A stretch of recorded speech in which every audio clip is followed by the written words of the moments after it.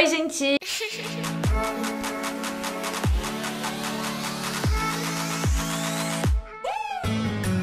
J'espère que vous allez bien. Aujourd'hui on se retrouve pour une nouvelle vidéo. Vous aimez bien ce genre de vidéo, je parle un peu plus de moi, mon expérience de habiter dans un autre pays, d'avoir déménagé. Donc je vous retrouve pour une vidéo tout simplement comme vous avez vu dans le titre, les avantages et les inconvénients d'avoir déménagé, d'habiter à l'étranger. Ça va être un peu dans deux sens. Dans le sens de déménager à l'étranger, donc déménager définitivement, donc changer de pays, comme moi je suis née au Brésil et j'ai déménagé en France. Mais aussi dans le sens d'aller habiter quelques mois ou quelques années juste à l'étranger, comme moi je suis partie à Londres, année sabbatique, si je peux dire ça comme ça. Avant que la vidéo commence, n'oubliez pas déjà de vous abonner si c'est pas encore le cas et de liker la vidéo et on va attaquer direct. Alors je savais pas si je commençais par les avantages ou par les inconvénients, sachant que inconvénients j'en ai noté 9 et avantages j'en ai compté 6. Donc je vais commencer par les avantages. Je pense que le premier avantage de déménager de pays, c'est tout simplement apprendre une nouvelle langue. Voilà, on le sait, on est en 2020, c'est très important de parler plusieurs langues, d'être... c'est pas polyglotte le mot, c'est être... Bref, c'est important de parler plusieurs langues, c'est très important même pour la plupart des travails. La meilleure façon qu'on puisse avoir de apprendre une nouvelle langue, c'est en déménageant dans le pays. Que ce soit moi, quand j'ai déménagé en France, le français, j'ai appris à parler français super rapidement, ou que ce soit quand j'ai déménagé à Londres, mais mon anglais il s'est amélioré à une vitesse mais folle que même mes cours d'anglais particuliers n'avaient pas fait le taf. Donc je pense que c'est le premier avantage, je pense que vous attendiez un peu qu'il soit là-dedans. Deuxième chose, c'est tout ce que j'ai appris niveau culture générale. Quand tu déménages à l'étranger, tu as l'occasion de goûter des nouveaux plats, nouvelles cultures, même par rapport aux religions. Quand j'habitais au Brésil, ben, pour moi, après j'avais que 14 ans donc je ne m'y connaissais pas trop, mais pour moi il y avait que les catholiques. Et en déménageant en France, j'ai appris qu'il y avait beaucoup plus de religions différentes, beaucoup plus de cultures différentes, et même en habitant en Angleterre, voilà, ça m'a ouvert les yeux sur beaucoup de choses. Troisième chose, c'est les endroits que j'ai eu l'occasion de visiter en habitant au Brésil. Savoir que j'ai habité au Brésil jusqu'à l'âge de 14 ans, j'avais jamais quitté ma ville, c'est comme si toute ma vie j'avais jamais visité autre chose que Santos et ses alentours, donc Santos, São Paulo, mais voilà, mais je n'étais jamais sortie de l'état de São Paulo par exemple. Et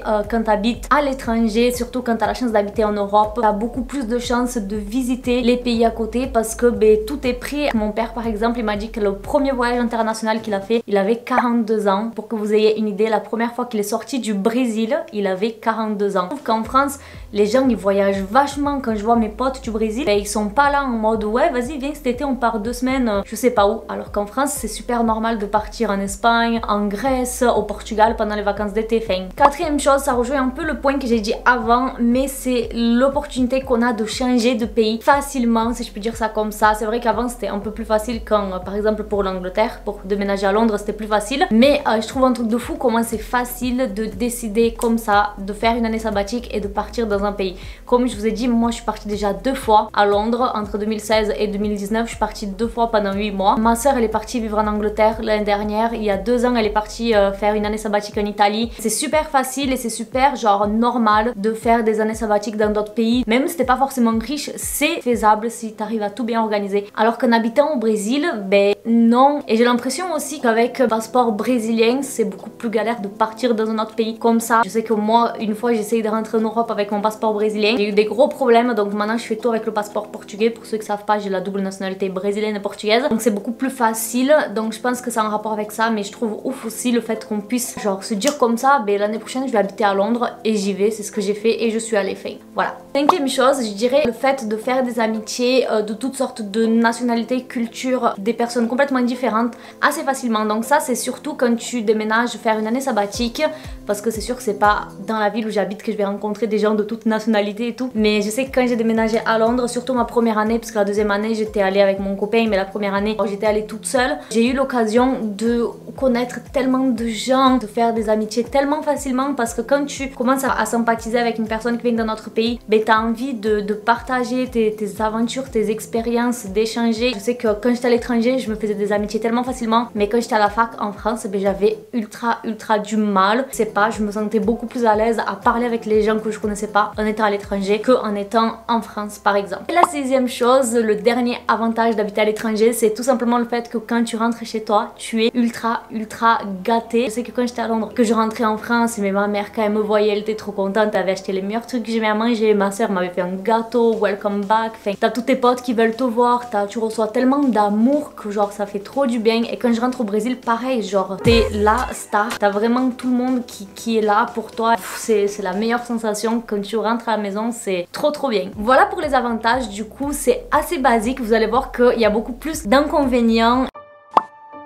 Premier inconvénient, donc vous allez voir que la plupart des inconvénients ont un rapport avec la distance bien sûr, et le premier c'est de rater les anniversaires. Je dirais que c'est le moins grave parce que vous allez voir le reste. Moi c'est quelque chose de très dur de rater les anniversaires, je trouve que c'est quelque chose de super important, et surtout que les anniversaires au Brésil c'est pas du tout comme en France. Généralement les gens ils font des gros trucs, vous voyez quand vous faites vos 18 ans, mais au Brésil ils font ça pour tous les âges, et c'est un truc que quand je vois qu'il y a des anniversaires au Brésil, je vois les stories, je suis là en mode ben ouais je peux pas y aller, c'est trop loin, enfin le Brésil c'est beaucoup trop loin. Je sais que si ma famille elle aurait été en Espagne, j'aurais clairement fait des allers-retours pour des anniversaires parce que pour moi c'est important. Et le deuxième chose c'est aussi rater les jours importants où il faut être en famille, donc rater tout ce qui est Noël, rater tout ce qui est Nouvel An, où tout le monde se retrouve, même la famille qui est loin vient et tout le monde se retrouve ensemble. Ça c'est vraiment trop dur. Et maintenant que je grandis, je dirais que la troisième chose c'est rater tout ce qui est remise de diplôme, déjà parce que c'est quelque chose qui est très important au Brésil. Au Brésil les remises de diplôme de la fac ou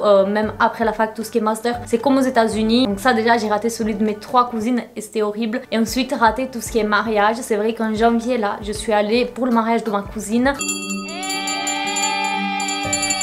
mais je sais que je pourrais pas être présente à tous les mariages qu'il y aura. Je sais que mon autre cousine, ben, elle a annoncé cette année qu'elle va se marier. Elle a pas dit la date quand. Selon quand c'est l'année prochaine, je pourrais pas y aller. Donc c'est dur de me dire qu'il y aura des moments comme ça que je vais rater. Et c'est surtout au niveau de tout ce qui sera naissance de bébé, parce que oui, je vois loin les choses. Moi je sais que ça va être horrible de voir quand mes cousines, c'est surtout les cousines, vont avoir des bébés et que tout le monde va être ensemble et que moi je serai là et que je vais pas les voir grandir, et que quand j'irai au Brésil, ben eux ils vont pas me voir en tant que leur tata. Enfin moi je trouve ça horrible. C'est un inconvénient qu'il faut faire avec la chance qu'on a d'habiter à l'étranger, parce que c'est une chance énorme oui d'habiter en France quand on est né au Brésil. Enfin quand j'ai failli revenir vivre au Brésil, les gens ils étaient là mais non, genre tu peux pas faire ça. Numéro 4, et ça c'est un gros inconvénient, mais genre vraiment, c'est le fait de toujours dépenser de l'argent dans les mêmes voyages. C'est-à-dire que tout le temps quand je vais au Brésil je dépense aux alentours de 900-1200 euros l'aller-retour, parce que dans tous les cas je paye toujours cher, parce que j'aille en été ou en hiver, ben quand c'est l'hiver là-bas c'est l'été ici, et quand c'est l'été ici c'est l'hiver là-bas, donc dans tous les cas c'est cher. Et en fait ça me fait chier clairement on va dire j'y vais une fois tous les 1 an ou tous les 2 ans, mais tout le temps en fait je dépense entre 900 et 1200 euros pour aller au Brésil, pour aller à Santos, pour aller dans la même ville, pour aller à un endroit que je suis déjà allée, alors que j'aurais pu dépenser cet argent pour aller à New York par exemple. C'est mon rêve d'aller à New York et je suis pas allée parce que tout simplement l'argent que je mets de côté à chaque fois je le claque dans mon billet pour aller voir ma famille au Brésil. Certes c'est un peu égoïste de dire ça parce que c'est important de voir la famille, mais c'est que je dépense de l'argent tout le temps pour aller à Santos, un endroit que je connais. Moi j'aurais beaucoup plus préféré aller à New York et rejoindre ma famille là-bas, mais bon c'est trop compliqué d'organiser un voyage avec tout le monde. Mais c'est quelque chose qui me fait énormément chier parce que du coup finalement ben, à part l'Europe je visite pas le reste des pays que j'aimerais visiter. Cinquième chose, ça rejoint un peu tout ce que je vous ai dit, et c'est la remise en question. La remise en question de est-ce que ma vie appartient à la France, est-ce que je veux finir ma vie en France, est-ce que je me vois vivre en France, parce que beaucoup de fois je me remets en question en mode mais le style de vie au Brésil, ben j'aime ça, j'aime habiter à la plage, j'aime les gens au Brésil, j'aime la mentalité, mais il y a des choses en France que genre je peux pas me permettre d'enlever cette occasion que j'ai d'habiter en Europe. Enfin voilà, mais c'est vraiment cette remise en question tout le temps. Mais est-ce que je pourrais vivre avec le fait que je vais pas voir les enfants de mes cousines grandir? Est-ce que je pourrais vivre avec le fait que ben, je vais m'éloigner de plus en plus de ma famille? Est-ce que je peux vivre? Et c'est une remise en question totale. Enfin, le nombre de crises d'angoisse que j'ai déjà eu par rapport à ça, enfin, c'est très compliqué. Mais faut que je vois ça d'un côté positif, parce que c'est vraiment une fois de plus une chance d'habiter en France. Enfin voilà. Et sixième chose, c'est quelque chose de assez drôle, mais c'est les histoires de famille. Il y a beaucoup de problèmes dans ma famille, surtout avec mon père et mes grands-parents. Que première chose, qu'on donne pas assez de nouvelles. Donc en fait ils ont un groupe WhatsApp au Brésil, il faut savoir, tout le monde parle sur WhatsApp, mais il y a un groupe par exemple de la famille, ils parlent H26 dessus. Et c'est vrai qu'avec ma soeur, ben, on y voit pour dire coucou, on va bien, on lit les nouvelles et voilà. Mais eux au Brésil ils parlent tous les jours dessus tous les jours, ils s'envoient des blagues, s'envoient des trucs drôles. Et moi, ben j'ai pas cette habitude. Je sais pas comment vous expliquer ça, mais genre les conversations qu'ils ont, c'est pas utile, c'est pas comme s'ils parlaient de leur vie. Ils vont s'envoyer des blagues, des photos, des trucs qu'on trouve pas forcément drôles. Et du coup, ben on répond pas et du coup on se prend des reproches en mode vous donnez pas de nouvelles, vous avez pas répondu depuis 3 jours, nanana. Alors quand j'étais au Brésil, je pouvais très bien rester une semaine sans parler à mon père. Il disait rien, mais le fait qu'on soit loin, ben il nous en veut. Et en plus, maintenant ça vient avec le fait que l'été s'approche, que moi et ma soeur on sort pas mal. Les gens du Brésil ils voient beaucoup de stories où on est en boîte, où on boit, où on fait soirée. Et ça arrive aux oreilles de ma grand-mère, va savoir comment, on va pas en parler. Et du coup ils sont là, oui mais vous déviez du bon chemin. Voilà, mes grands-parents sont catholiques. Grand-mère elle a commencé à pleurer en disant qu'on faisait n'importe quoi parce qu'on faisait soirée. Mais je veux dire genre on fait rien de ouf quoi. Du coup c'est vrai que le fait qu'on soit loin ils s'inquiètent beaucoup plus et ça fait beaucoup d'histoires pour rien. Septième chose, je dirais que tu dois tout apprendre à nouveau dès le début. Quand tu aménages dans un nouveau pays, tu dois apprendre comment ça marche pour faire plein de choses. Moi j'ai eu de la chance parce que j'ai aménagé en France quand j'avais 14 ans. Donc j'ai eu le temps d'apprendre petit à petit plein de choses. Mais je sais que par exemple quand je vais au Brésil, je me trouve face à des situations très malaisantes. Par exemple une fois j'étais allée à la banque avec mon père. Il m'avait engueulé à cause d'un truc que genre j'avais mal fait à la banque parce que j'avais payé d'une façon et pas d'une autre. Et en France je crois que ça existe même pas. Genre t'as ton compte, tu fais un achat, ça sort direct. Et au Brésil t'as l'occasion de choisir soit ça sort direct de ton compte, soit à la fin du mois t'as une facture et tu payes d'un coup. Et moi j'avais fait un truc mal et mon père il a commencé à me dire mais t'as 20 ans, tu sais même pas te servir ton compte en banque et tout. Et moi j'étais énervée parce que j'étais là en mode en France ça existe pas. Genre tu m'engueules pour quelque chose que je ne connaissais même pas. Donc c'est vrai qu'il y a des situations un peu énervantes parce que ben, il y a des choses qu'on ne sait pas et c'est débile parce qu'à 20 ans t'es censé savoir ça. Et moi je le savais pas. Exemple drôle, quand j'étais au Brésil j'étais en soirée et ça parlait de ce mot là. Et du coup ils ont commencé à parler de ça, rigoler de ça, bref c'était un apéro avec des potes de ma cousine. Et moi j'étais là. Et ils ont commencé à utiliser des mots que je ne savais pas ce que ça voulait dire. Donc par exemple des abréviations pour bref, voilà des trucs dans ce contexte et moi je ne connaissais pas et on m'a posé une question, moi je ne savais pas ce que ça voulait dire et ça à 23 ans, c'était en janvier de cette année. Donc j'étais très mal à l'aise et en fait c'est tout simplement des mots que j'ai jamais appris en portugais parce que ben disons que j'ai commencé à avoir une vie sexuellement active ben, en France parce que je suis partie du Brésil, j'avais 13 ans et demi donc voilà. Donc c'est des mots qu'en portugais ben j'ai jamais appris parce que j'ai pas eu l'occasion. Donc là je me suis retrouvée comme une conne à 23 ans.